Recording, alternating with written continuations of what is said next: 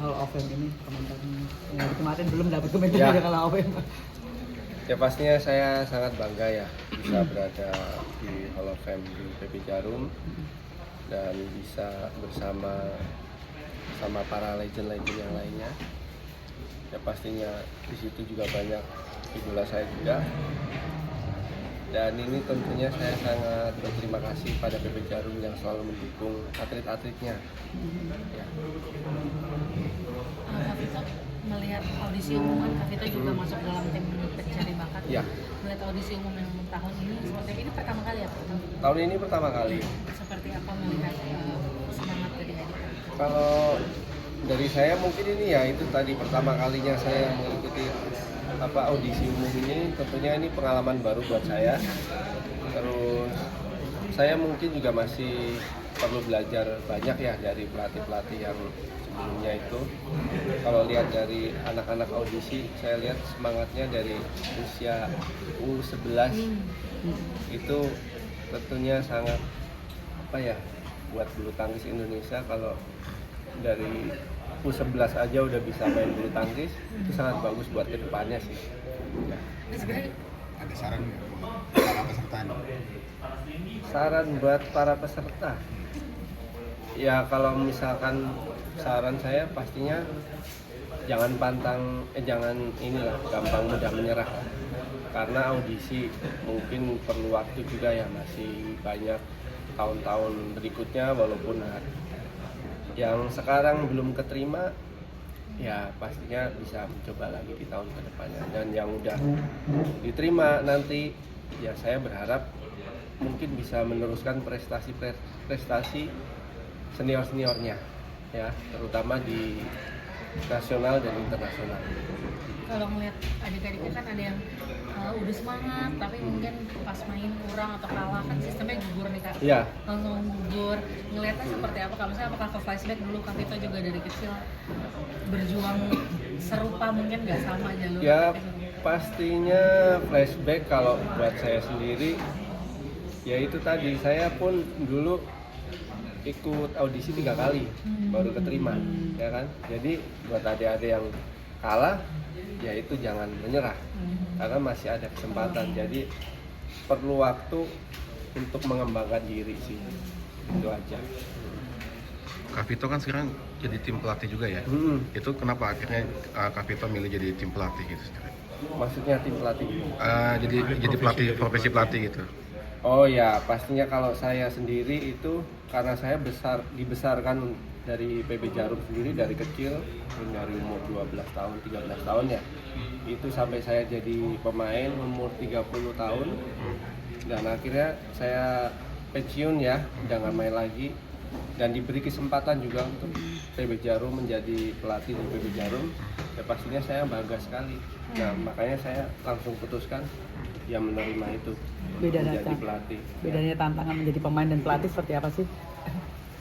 Oh, kalau tantangan pelatih saya rasa cukup lebih rumit di ini ya, masalah kita membawa anak-anak, ya kan. Jadi kalau misalkan kita pemain kan ya kita bawa diri sendiri aja, saya bawa diri saya sendiri. Kalau pelatih ya dari anak usia remaja sampai taruna itu kan masing-masing orang beda. Nah itu yang lebih susah, cara kita membawa mereka di luar lapangan, di dalam lapangan itu beda. Jadi lebih rumitnya di situ, satu orang ke satu orang lainnya kita harus mengatasinya kayak gimana, kita itu yang bikin lebih rumitnya. Kak Vito melatih untuk anak usia berapa? Remaja dan taruna, U17, U19 berarti. Lagi agak bandel tuh ya Kak. Bandel, dibilang bandel sih ya sebenarnya sama aja sih. Iya. Bandelnya yang masih bisa ditoleransi lah, bukan yang bandel. Kayak gimana ya. Mas Vito dulu ikut audisi itu tahun berapa? 2005. Mungkin bisa berbagi pengalaman di asrama ya, yang itu juga mungkin anak-anak ini akan menghadapi juga ya, yang bisa membuat bertahan. Sebenarnya gini, waktu itu saya pun ikut audisi masuk asrama, saya nangis pengen pulang. dulu nggak betah karena kan biasanya dekat orang tua sama keluarga, jadi tiba-tiba udah hidup sendiri aja di sini. Nah, pastinya yang bikin saya semangat itu dukungan dari orang tua sebenarnya. Dukungan dari orang tua itu sangat penting. Ketika kita lagi di asrama sendiri, itu kan kita mempunyai teman baru yang kita nggak tahu apa namanya asal usulnya, nggak tahu apa karakternya gimana. Jadi yang paling penting itu orang tua sebenarnya harus selalu mendukung anaknya untuk apa meraih cita-citanya lah. Cita-citanya gitu. Berarti Mas itu tinggal di sini juga di asrama? Enggak, saya di Jakarta. Oh, yang di Jakarta. Iya. Oh iya ya, aku juga. Kak Vito kan banyak dilatih pelatih sebelumnya gitu ya. Mungkin ada role model juga jadi untuk jadi pelatih gitu. Sebenarnya kalau pelatih banyak sih saya. Role model untuk jadi pelatih ya pastinya saya ambil pengalaman aja dari pelatih saya sebelumnya, yang bagusnya saya ambil. Ya, itu aja sih. Kalau role model saya nggak ada sih. Ya. Aku mau nanya sedikit soal Ubed. Kan sebagai Ubed sekarang udah di pelatnas nih. Iya. Bakal WJC nanti. WJC ya.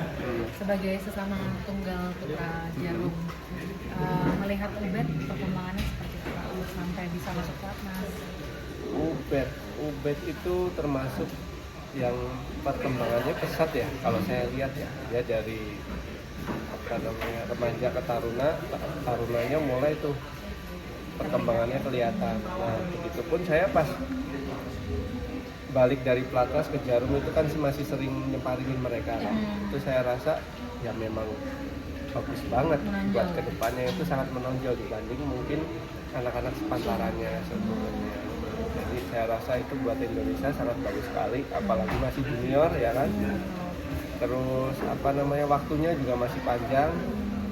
Nah, mungkin dari Ubednya sendiri saya berharap dia bisa menjaga motivasi dan apa namanya tujuan dia setelah di pelatnas itu. Jadi nggak sekedar di Jarum masuk pelatnas udah selesai, tapi di pelatnasnya sendiri kan masih apa perlu banyak waktu sebenarnya. Itu awalnya sebenarnya awal dari karir Ubed itu di pelatnas, makanya saya berharap Ubed bisa menjaga itu semua di pelatnas. Kalau untuk persaingan level dunianya nih Kak, kemarin kan dia habis debut di Super 500 Ya, Hong Kong ya. ya Hong Kong. Dari kualifikasi sih, cuma Ya. maksudnya sebagai yang udah pernah nih ada di level dunia itu, apa sih yang Ubed harus perjuangkan lebih lagi dan yang mungkin harus dihindari gitu untuk bisa bersaing dengan pemain-pemain level dunia? Pastinya yang perlu dikembangkan lagi yaitu sebenarnya kalau pemain senior itu butuh kematangan di kesabaran sama mental.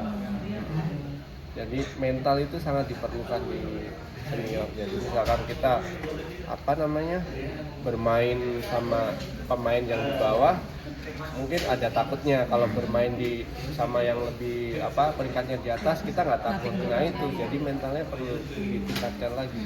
Jadi nggak sekedar di bawah atau di atas, kita ya mentalnya hajar aja semua gitu. Kak, ada pesan nggak buat atau tips dari Kak Vito untuk Ubed kan karena kan tunggal putra Jarum lagi itu juga banyak tapi di usia matangnya justru degradasi gitu. Ada kayak Iksan, ada Bobby gitu kan degradasi ke. Oh iya. Mungkin ada tips dari Kak Vito supaya langgeng di pelatnas gitu gimana gitu. Untuk lama gitu. Kalau untuk lama di pelatnas ya harus berprestasi sih.